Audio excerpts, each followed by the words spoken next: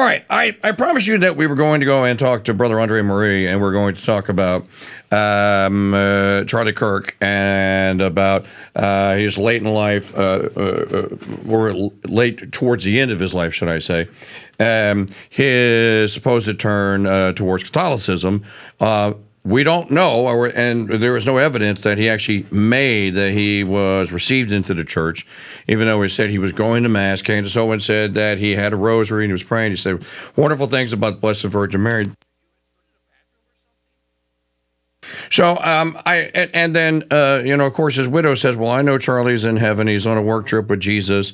And look, everyone understands the emotion behind this and why people do the coffin canonizations. But there are people that are Catholics that are saying, oh, it's possible. He could be a canonized saint. He could be a martyr for the faith. I wanted to ask the question with someone that knows. And that's our host of Reconquest, Brother Andre Marie.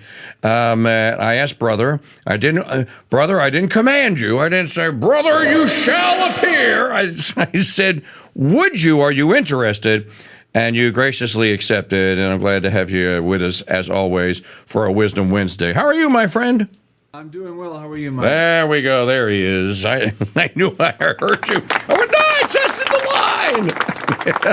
I did. I tested the line. Brother, it's when I was putting the thumbnail together for today's broadcast, you know what I stumbled on. Your and my hour-long discussion of Michael Knowles and his conversation with Charlie Kirk back in December. So that happened. Yeah. What's that? I remember that.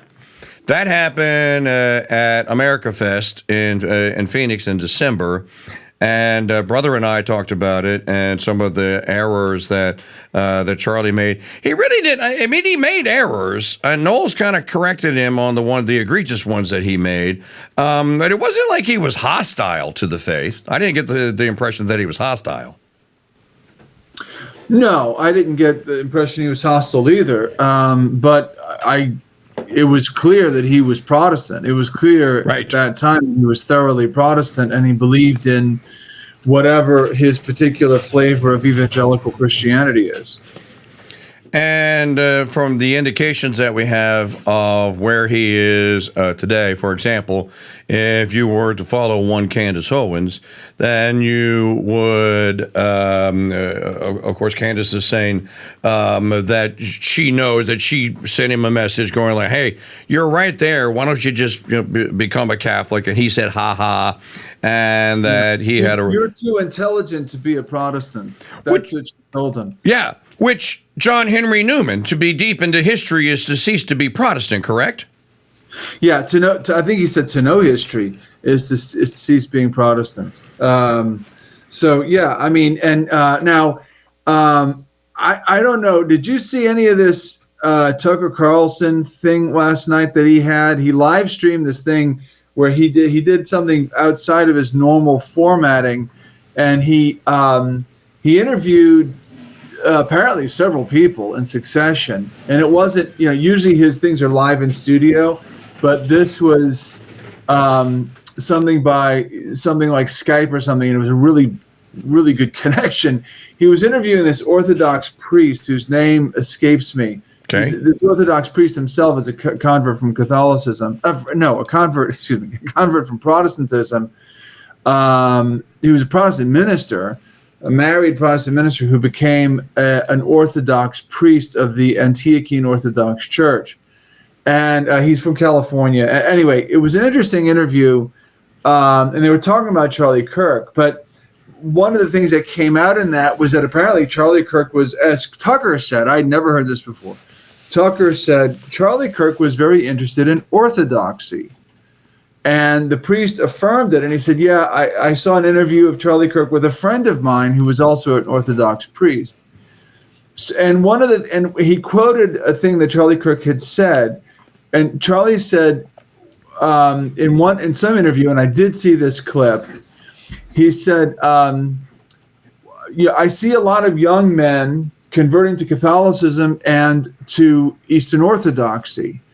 And I know I'm not against it. I understand it, because I understand that what they're looking for is something permanent and enduring and stable. And that's my paraphrase. So he understood something about the fact that the Catholic Church and the Orthodox Church, which are, liturgical, sacramental, we have priests and bishops. In other words, to the point that the Catholics and the Orthodox agree, all of those things that we have as notable institutions that set us apart from other so-called Christian groups go back to apostolic times. And these are the kinds of things that you're going to see in the fathers of the church. So Charlie Kirk seemed to be, had this dawning notion of, historical Christianity isn't the thing that I've got, right? Now, for a lot of people, that's kind of a beginning of a conversion. So he may have been orienting towards orthodoxy. He may have been ordering towards Catholicism when he said that, but just as more like an appreciation of the thing, not as a profession of faith. Now, later on, we do have, and subsequent to my writing the thing that I wrote, that, by the way, has gotten sort of record stats on Catholicism.org. Good. It's probably been read, I don't know, like 10,000 times or so by now. Subsequent to my publishing that a couple of days ago, I did learn a little bit more about from people who purported to be parishioners at St. Bernadette Parish in Scottsdale, Arizona, which is where apparently she's a parishioner, Erica Kirk. Erica, right. And where and they would be going there together. As somebody showed me photos of Charlie in the church. There's a huge statue of St. Joseph, and he's not too far. He's sitting on that side of the church, and he's not too far from the statue. And he's, looking at a missal or something. And there are, so what a couple of different parishioners told me who reached out to me via social media, seeing what I had posted.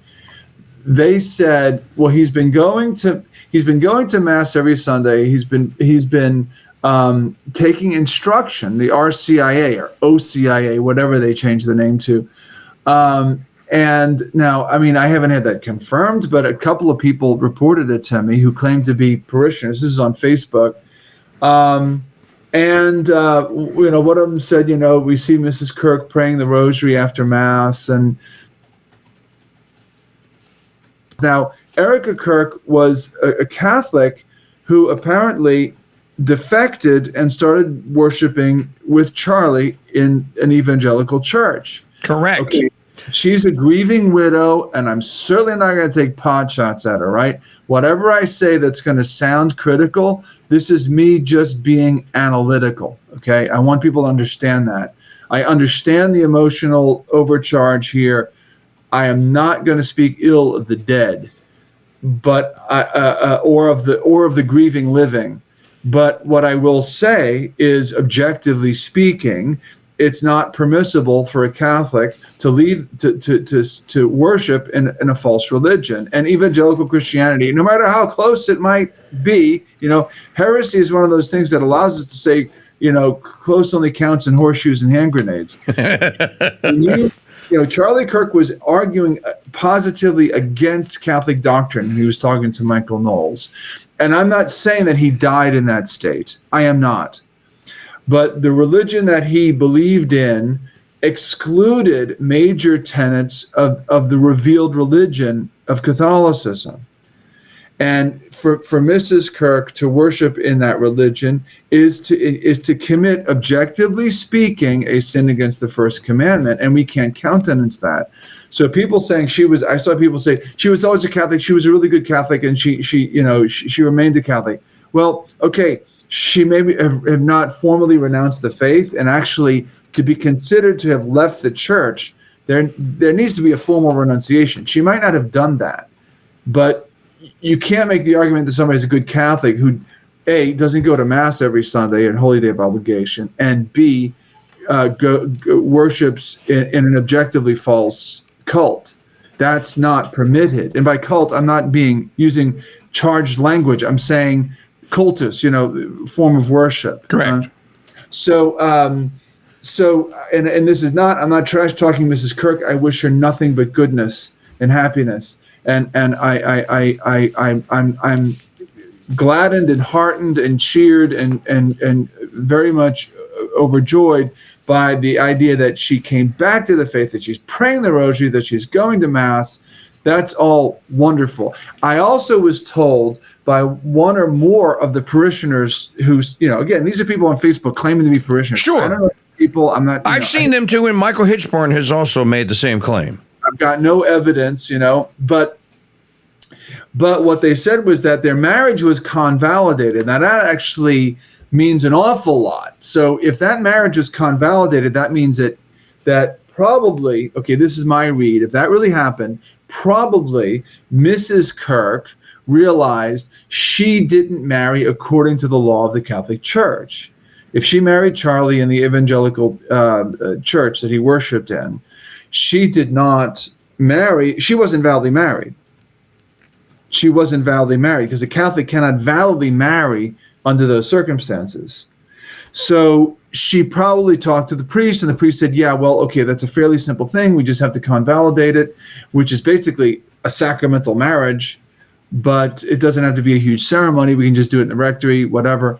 And what I was told by more than one person is that they convalidated the marriage. Now, if that's true, that to me is a sign that Mrs. Kirk wanted back into the church and wanted to restore her relationship to God through the Catholic Church, and Charlie willingly went along. You can't convalidate a marriage without the groom. That's right. You have to acknowledge. So he was present, and my guess is at that point the priest would have looked into the baptism and concluded, yeah, you were Presbyterian. I mean, Presbyterians are a paedobaptistic sect, which means they baptize infants. So, there are two stripes of Calvinists in America. Well, three, at least if you include the Congos up here in the Northeast. Okay. But the Congregationalists, but the Presbyterians and the Baptists. Now, you do have other, independent, evangelical, whatever, non-sectarian, non-denominational groups of Christians that are Calvinist, probably. But the main branches that would identify with John Calvin's doctrines on grace, which was his main thing, would be Presbyterianism, and in other words, TULIP, right? The 5-point Calvinism that is summarized in the acronym TULIP. Southern Baptists, or Baptists in general, but older type Baptists. Many of the Northern missionary Baptists aren't like this. So Southern Baptists and other Baptists, Congregationalists, Presbyterians, these are Calvinistic. Of course, the Baptists are anti-paedobaptistic. That's their big thing. So you can have a Baptist minister and a Calvinist Presbyterian minister who agree on TULIP, but who disagree on baptizing infants. And the Baptist absolutely thinks baptizing infants is popish superstition, while the Presbyterian is going to baptize babies all the time. So Charlie Kirk was probably baptized in the Presbyterian Church as a baby, and they use water in the Trinitarian formula. So the presumption is always going to be for validity in that case. So Charlie Kirk was probably baptized as an infant. Do I have evidence of this? No. Okay. But just going by appearances, he was probably validly baptized as an infant. Okay. So there are two different questions. Okay. Number one, could he have been saved in the state he's in? Well, obviously, as I said in the thing I wrote, I am not pontificating on the eternal whereabouts of Charlie Kirk's soul. I have no idea. But if we go by what we know, he was validly baptized, we think. And if his orientation towards the Catholic Church was actually a progressive movement, and he was actually taking instruction with the intention of entering the church formally, then really it would seem to me that he had the Catholic faith. Now, I say it would seem to me, I have to say that advisedly. Why? Because, number one, many people go through formal instruction for Catholicism and don't follow through with it because they haven't yet acceded to the faith. They haven't assented interiorly to the truth of the faith. And some people just do it as like a test. And many priests will say, yeah, well, whether or not you're decided on entering the church, you can still go through the instructions, but I won't receive you in until, you tell me, yes, credo, I believe all these points. So we have to say we don't know, right? We have to say we don't know. Now, there could be somebody who comes out of the woodworks. It could be 10 people, 20 people, 100 people say, I heard Charlie Kirk say with my own ears, I want to be a Catholic. I believe everything the Catholic Church teaches. I want to shed my blood for the Catholic faith, right? Okay, great. Then that's pretty darn good indication that he was Catholic in his faith and that he believed in the government of the Catholic Church. In other words, he believed in the divine constitution of the Catholic Church and wanted to be subject to the Pope and to the bishops who are themselves in communion with the Pope. And so, in other words, he implicitly or explicitly renounced heresy and schism. That would make him a Catholic. That would give him all three requisites of being a Catholic. Did that happen? We don't know. We don't know. Incredible. So that's one question. Now we do now on that point, Mike. Dying outside the Catholic Church, we have the testimony of the fathers of the church who say, look, you can shed your blood for the Catholic faith. You can shed your blood. You can even shed your blood for the name of Christ. And if you're not in the bosom and unity of the Catholic Church, you can't be saved. Now, St. Augustine was explicit on that point. But more importantly, the Council of Florence in an infallible definition said just that schismatics, heretics, Jews, and pagans cannot be saved.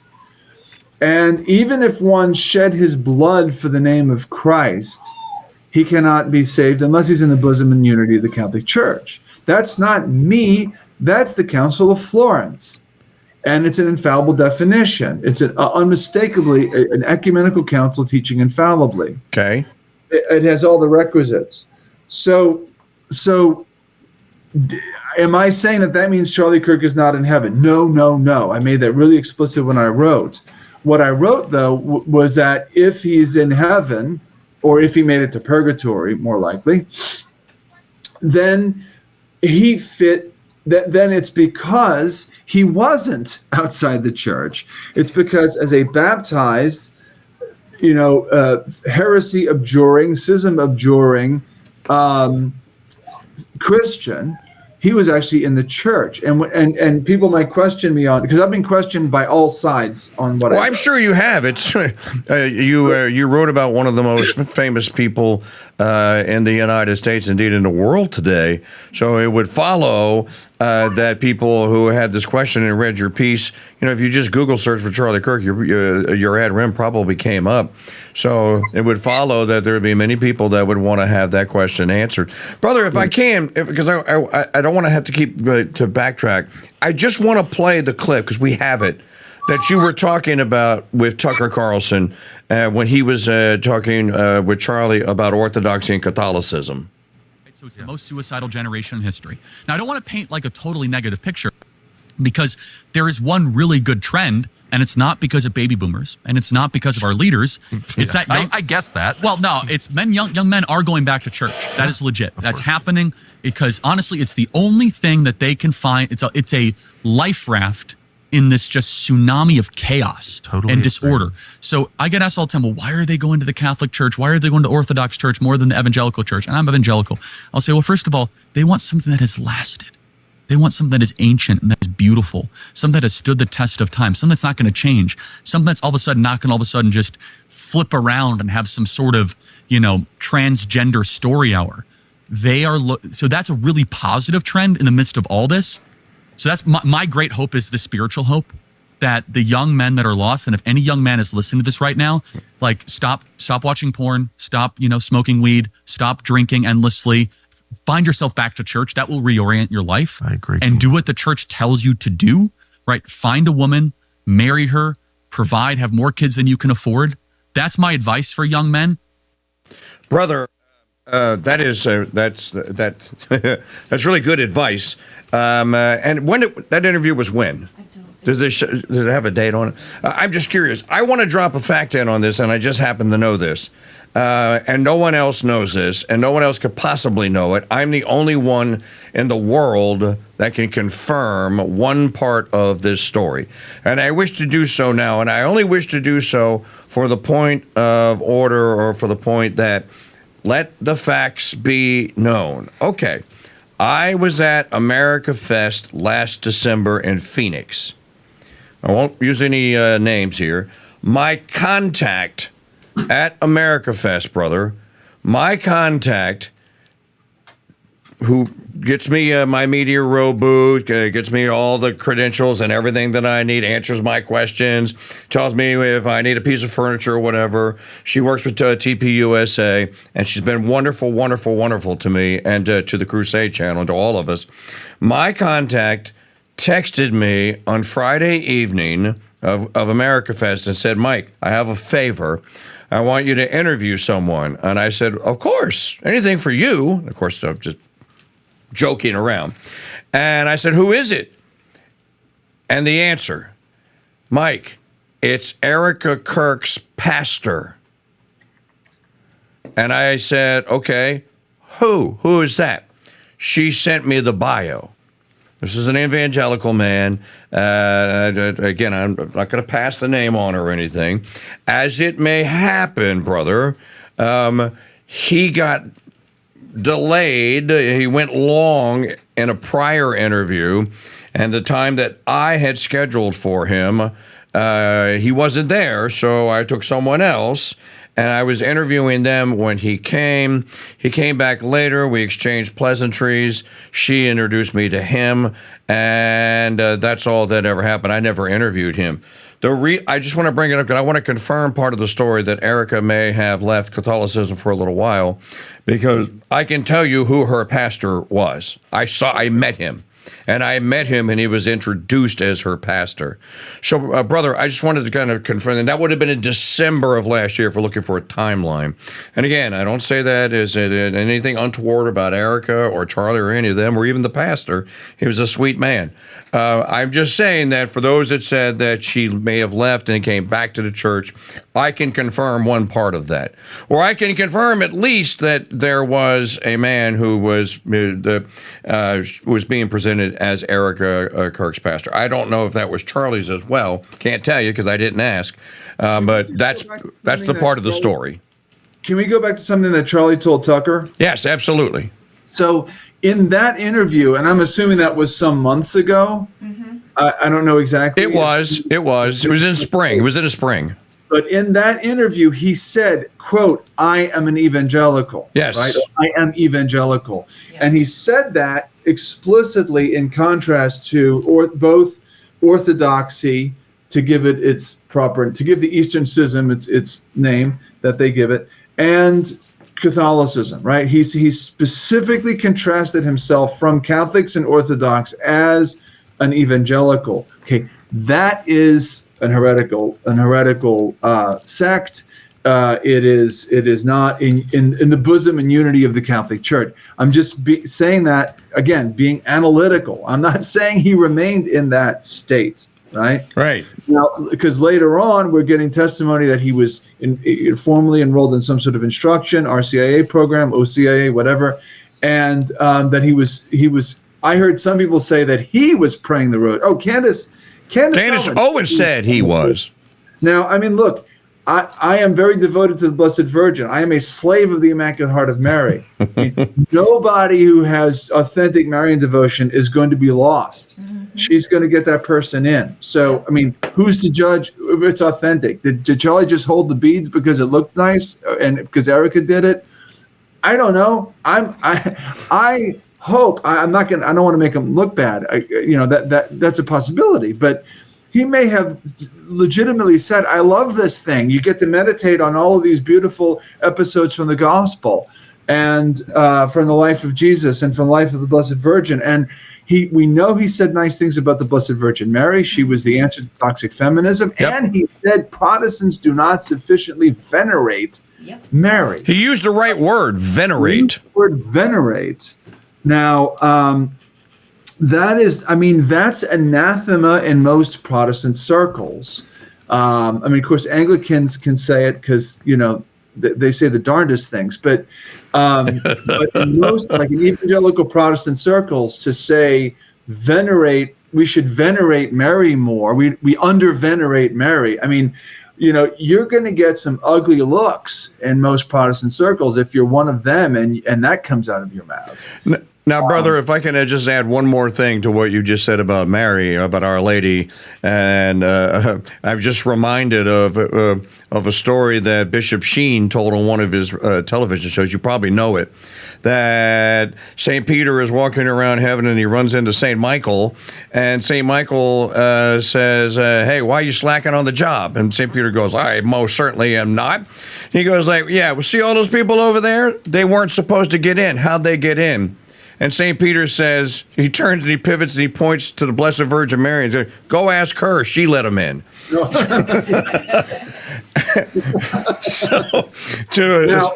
Okay, and we know now that's a funny line, and I'm not a Fulton Sheen fan, but he was witty.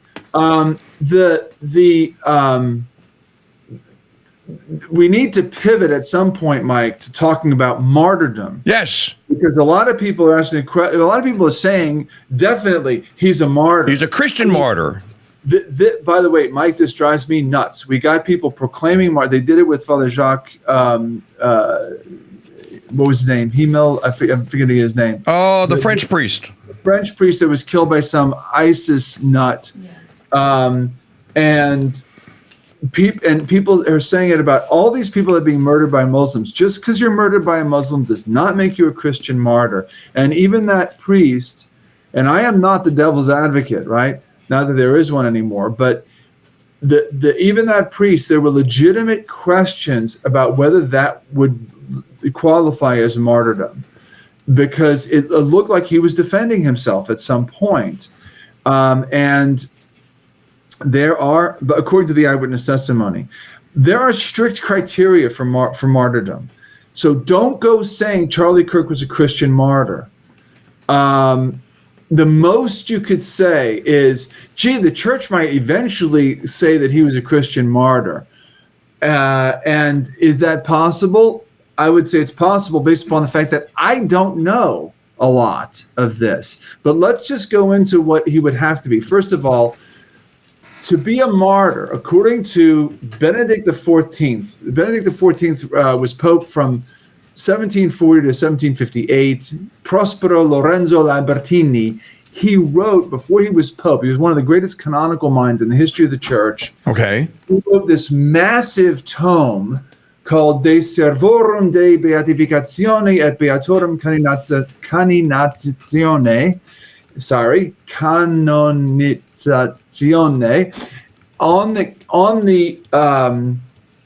on the beatification of the servants of God and the canonization of the blessed.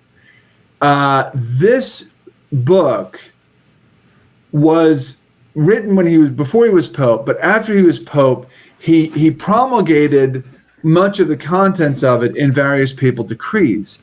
Later popes, all the way up to and including John Paul II and Benedict XVI, I don't know if Francis or Leo referred back to it, all referred back to this thing. Canon law referred to it. The 1917 Code, I believe, explicitly cited it. This is Benedict XVI. I have the paper in front of me. I printed out this letter to the participants of the plenary session of the Congregation for the Cause of the Saints, and it's dated 2006, 24 April. Okay. It says, my predecessor, Benedict XIV, rightly considered the master of the causes of the saints, deserves a grateful mention. So the master of the causes of the saints wrote exhaustively on what's required to be a martyr. Now, he defined martyrdom as this: the voluntary suffering or endurance of death for the faith of Christ or for another act of virtue referred to God. So, yeah, one can be martyred, for instance, for chastity, for defending the priesthood, for for the secrecy of the confessional, for various virtues. You don't have to be, somebody doesn't have to kill you because it's strictly tied to some specific article of the faith. It could be for Christian virtue. So, for instance, you have the little Italian girl, right, who was martyred for her chastity, and her name escapes me. But she's called a martyr for chastity, a martyr for purity, right? So this is something that's possible, but it's got to be connected to the faith. Saint Maria Goretti? Saint Maria Goretti, of course. Yeah. She was explicitly canonized because she practiced heroic virtue, resisting the impure advances of the man who would murder her, and who later on converted very beautifully and was present at her canonization. He sure did. And you know what, Brother Maria Goretti is Maggie O'Connell's confirmation saint. Nice. So what does he give as the requirements for true martyrdom? Number one, death suffered at the hands of a persecutor. Okay. Number two, the persecutor's hatred of the Christian faith extending to virtues and duties inseparable from the faith as a determining motive. Now, this is what's called odium fidei. So you've probably all heard odium fidei, hatred of the faith. This is an absolute, undeniable criteria for being a martyr. In other words, if it was a political assassination, let's say you had some king who was a practicing Catholic, and some guy who was a Freemason kills him, but he doesn't kill him in odium fidei. He kills him because he doesn't like his politics. As any sort of mixed motives that could have entered into the reasons for the killing must be resolved in favor of the odium fidei as the causa determinans, as the determining cause. Okay, I understand. You could have some Freemason who says, well, this guy thinks that Jesus Christ is the king, and he thinks that Christ the King's teaching should be the norm in society, and I hate Christianity, and I hate the Catholic Church, and I'm going to kill him for that. Well, okay, that would seem to me to be very easily resolved in favor of odium fidei as the cause of determinans. Oui. But if it's that, no, he's going to end he's going to end a policy on welfare, and that's going to be to my detriment, and I'm killing him. Well, that's not sufficient. Now, the third requirement is that the victim's willing acceptance for the victim's willing acceptance of death for Christ, persevering in faith and charity without apostasy. So, Charlie Kirk was assassinated. My guess is he didn't see the bullet coming, and I'm not saying that as a snark. My guess is he's speaking 1 second, he's bleeding out the next, right? True. Now, if he had a hint ahead of time, you're in mortal danger. He's like, well, I'm going to do it anyway for Christ the King and, for Mary the Queen, whatever. That could possibly have been sufficient if odium fidei was what motivated the guy. But we have two big unknowns here. And by the way, Benedict XVI highlights these unknowns when he says this from that letter that I referenced earlier from 2006. It is, of course, necessary to find, and this is a quote, it is, of course, necessary to find irrefutable proof of readiness for martyrdom, such as the outpouring of blood and of its acceptance by the victim.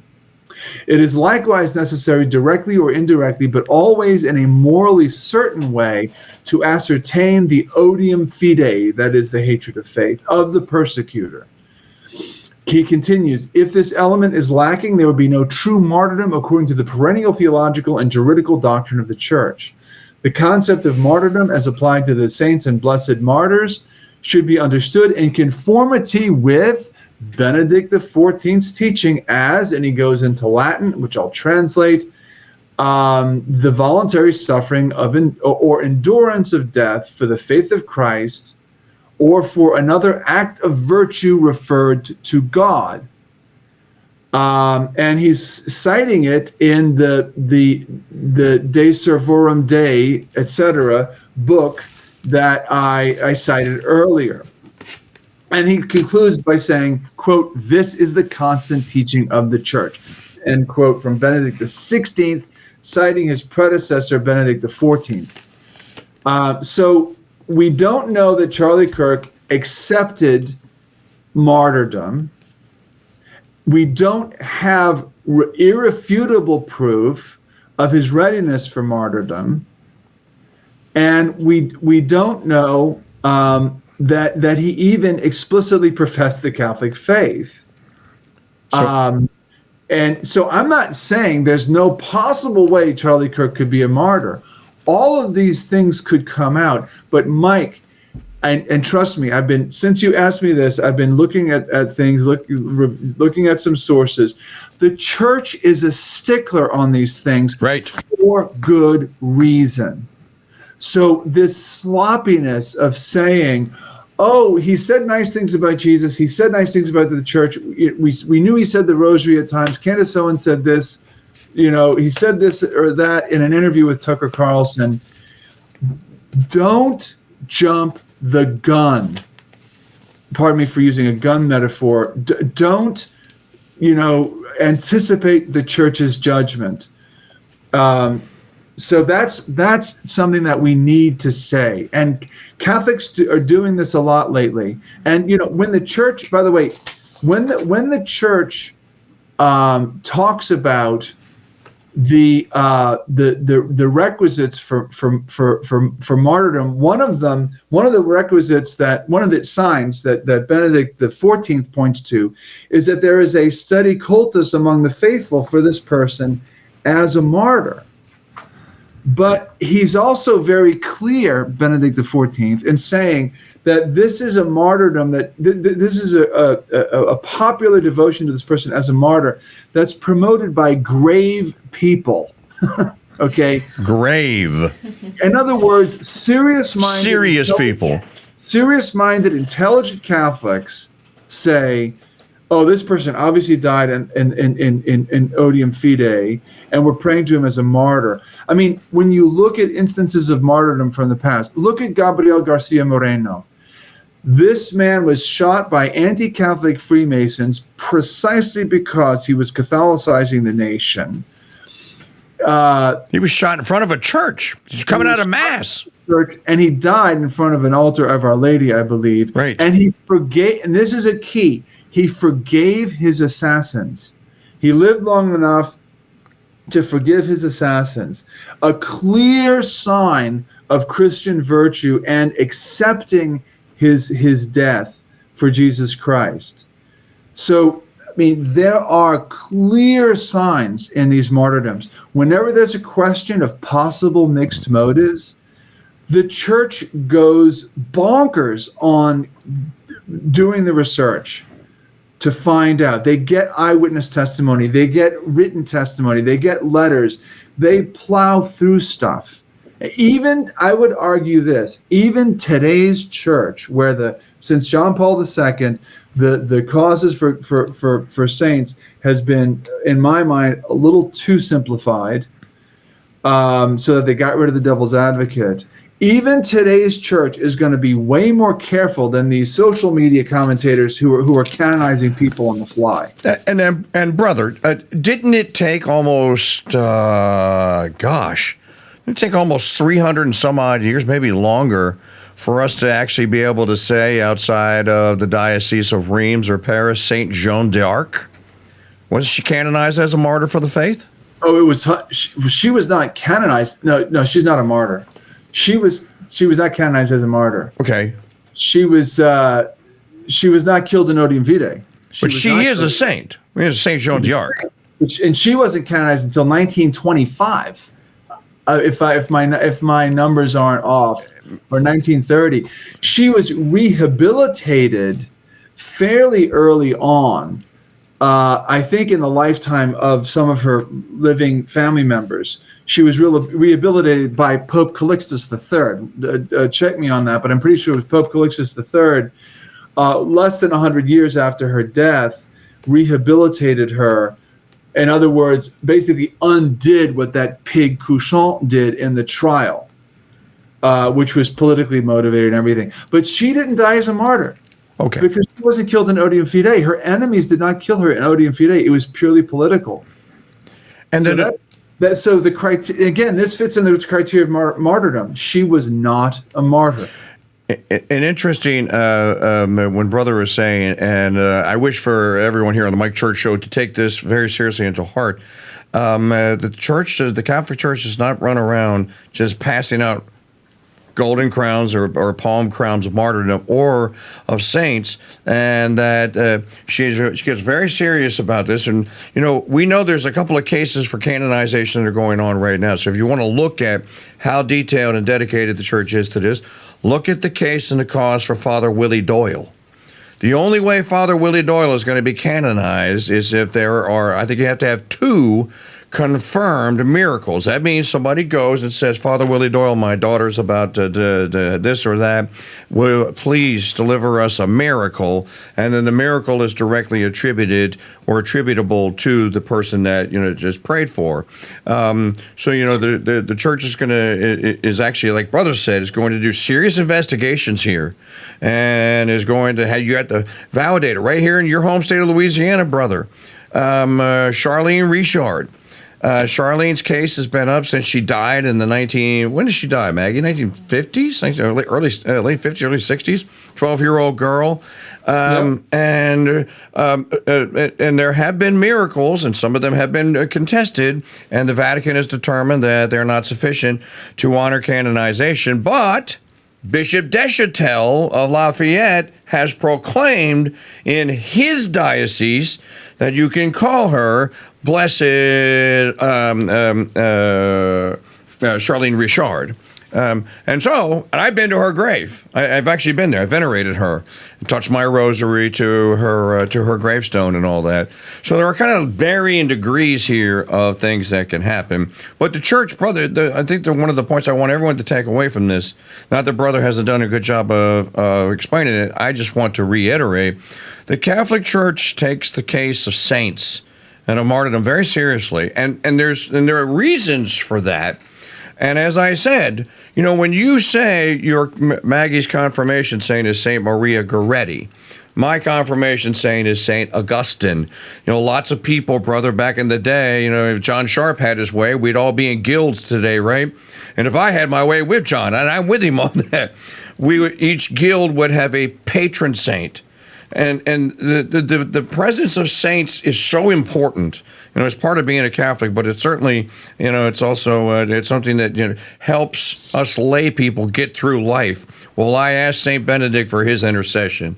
I asked Saint Pio for his intercession. So, folks, don't take this stuff lightly. And I agree with Brother. Don't be running around proclaiming Saint Kirk.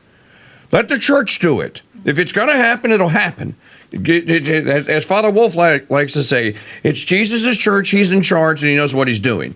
So just let it happen, but don't play Pope. Don't play council. Don't hold your breath, because for reasons other than, let's say, reasons other than purely Catholic reasons, the church today is not going to be very interested in canonizing Charlie Kirk. In other words, for the very reasons that you and I like him, he's going to be considered too hot button and, oh no, that's way too controversial. Remember, Joan of Arc, now, by the way, I fact-checked myself in real time. I was 5 years off. Oopsies. She was canonized by Benedict XV in 1920. She was canonized as a virgin, right, as a confessor, but not as a martyr, because she wasn't killed in odium fidei. So I was right about that. I was 5 years off at the canonization, and I was right about Pope Calixtus III being the one who nullified the trial. This was done in the 1450s. He nullified that bogus trial that Couchon had her under, I think in Burgundy. So that's important to know. Note the contrast. We have a real saint who died. She accepted her death well, but that's not sufficient for martyrdom. Yep. So that's one thing to keep in mind. And don't hold your breath that the church today is going to canonize Charlie Kirk. There are way too many controversial potential future saints that the church is holding off on because, we live in the Church of Nice or whatever. That's right. I don't want to be offensive. Oh, brother, we're just about out of time, and I want to make sure that I try and stay on time here. I have one more point that I want you to address, and somebody just kind of brought it up in the chat room, and that's this: what would you say to someone that would say that he may not died an odium fidei, but if he was on the way to being received into the Catholic Church, and we pray that he was, and we don't know how far along that he was.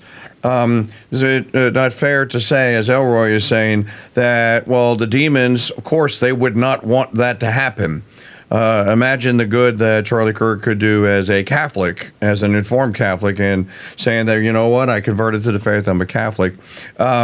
Is there anything to be said about preternatural activity trying to stop Charlie's entrance into the church? Oh, sure. Sure. That's quite possible. The guy was really good at what he did. Like him or hate him, he was really good at what he did. I was not exactly a fan. I actually started to like, and don't take this the wrong way, I started to like him more in death than I did in life. And it's only because I found out some really good things about him after he died. Because I thought, okay, he's an evangelical, he's a shill for Israel. There were all of these reasons that I didn't want to say, Charlie Kirk is a really good guy and I like what he does. TP USA was very Zionist. I'm not going to say that that's a good thing, right? That's a horrible thing. He was pivoting on that. He was changing on that just as he was apparently orienting towards Catholicism. Yep. So certain people, and I know we don't need to get into anything that might savor of conspiracy theory, but I think that the people who wanted him dead, I think that the people who really wanted him dead, and that this useful idiot was useful for, were the people who had a vested interest in keeping TPUSA on the Zionist reservation. That's my personal suspicion. I cannot prove it. You will get no argument from me. And as I said today, brother, I'm a public speaker. I'm going to your event to speak. I don't want to be killed in the tent.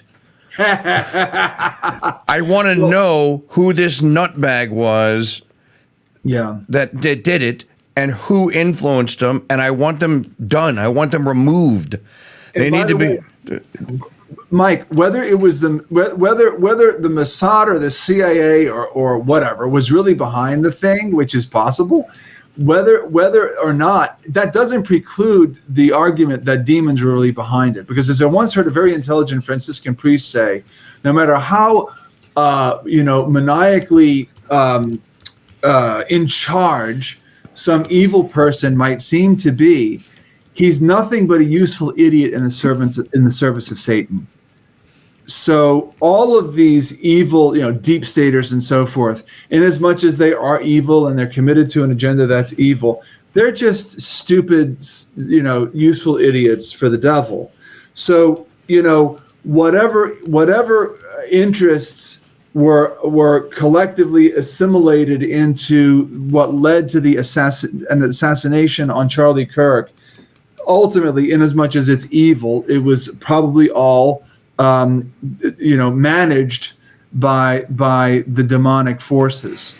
I'm not saying it was necessarily preternatural, but and it would seem that the devil would have a vested interest in keeping somebody like Charlie Kirk, who was good at what he did, and he was an activist.